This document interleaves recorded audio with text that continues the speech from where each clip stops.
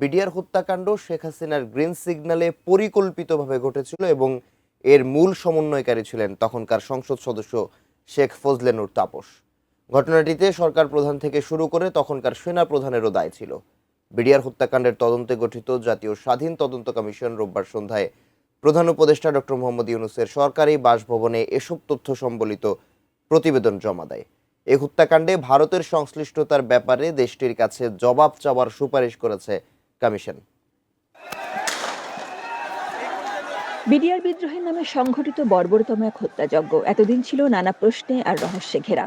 2009 সালের 25-26 ফেব্রুয়ারি পিলখানায় বিডিআর সদর দপ্তরে সংঘটিত এই হত্যাযজ্ঞ কেবল সেনাবাহিনী বা বিডিআরের নয়, জাতির ইতিহাসে এমন এক ঘটনা যার ক্ষত 16 বছরেও সমান দগদগে।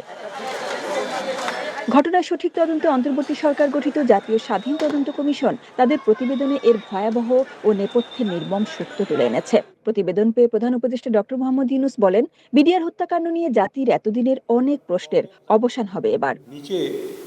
রাতে সায়েন্স ল্যাবে বিআরআইসিএম মিলনায়তনে এক সংবাদ সম্মেলনে তদন্ত কমিশন জানায়, তখনকার সরকার প্রধান থেকে শুরু করে বিডিআর হত্যাকাণ্ডের দায় ছিল রাষ্ট্রীয় সর্বোচ্চ সব পর্যায়ের।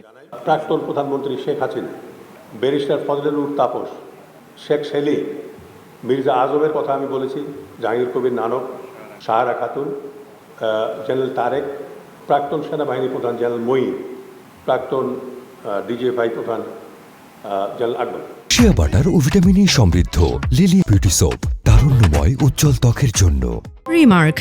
ঘটনাটি তখন রাজনৈতিকভাবে সমাধানের সিদ্ধান্ত নেওয়া হয় জানিয়ে প্রতিবেদনে বলা হয়েছে, পুলিশ ও র্যাব এবং গোয়েন্দা সংস্থাগুলোরও চরম ব্যর্থতা রয়েছে। ওই সময়ের সরকার তার ক্ষমতা দীর্ঘায়িত করতে চেয়েছিলেন, প্রতিবেশী দেশ বাংলাদেশকে অস্থিতিশীল করতে চেয়েছিল এবং সেনাবাহিনীকে, বিজিবিকে, ওই সময় বিডিআরকে দুর্বল করতে চেয়েছিল। প্রতিবেশী দেশ বলতে আমরা ভারতকে বোঝাচ্ছি, যেখানে প্রাক্তন প্রধানমন্ত্রী শেখ হাসিনা তার দলবল নিয়ে আশ্রয় নিয়েছে। হয়েছে একদিনে হয়নি, 2008 থেকে শুরু হতে 921 জনের মতো ভারতীয় ওই সময়টাতে বাংলাদেশে এসেছিল। তার মধ্যে 67 জনের মতো লোক, তাদের হিসাব মিলছে না। তো এই ব্যাপারেও আমরা গভর্নমেন্টকে সাজেস্ট করেছি, সুপারিশ করেছি এটা খুঁজে বের করার জন্য এবং ভুলিয়ে দেওয়ার জন্য, বা ওইভাবে ইয়ারা কোথায় কেন আসলো, এবং ভারত যে জড়িত সেই ব্যাপারে আমরা সরকারকে সাজেস্ট করেছি যে ভারতের কাছ থেকে জবাব চাওয়ার জন্য। তিনি জানান, 16 বছর আগের ঘটনাটির বহু আলামত এতদিনে ধ্বংস হয়ে গেছে। সম্পৃক্ত অনেকে বিদেশে চলে গেছেন। বর্তমান সেনাপ্রধানের সাক্ষ্য নিয়েছে কমিশন।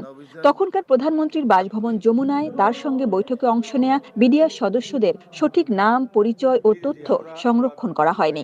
সেনাপ্রধান জেনারেল মঈন, উনি সেনা সদর পরিত্যাগ করে প্রধানমন্ত্রীর অফিসে চলে যান যমুনাতে, এবং সেখানে তিনি সন্ধ্যা 6টা পর্যন্ত ছিলেন, যেটা শুরু হয়েছে সকাল 9:30, 10:40 দিকে কিলিং শুরু হয়েছে। তো এই সব কিছু লাশ বের হয়ে আসতেছে, তাকে বলা হয়েছে, কিন্তু সেখান থেকে তিনি আর সেনা সদরে ফিরে আসেননি। নৌ এবং বিমান বাহিনী উনিও সেখানে ছিলেন। সেখানে বিডিআরকে কমান্ড করবার জন্য কোনো অফিসার ছিল না, এটা একটা ষড়যন্ত্র ছিল।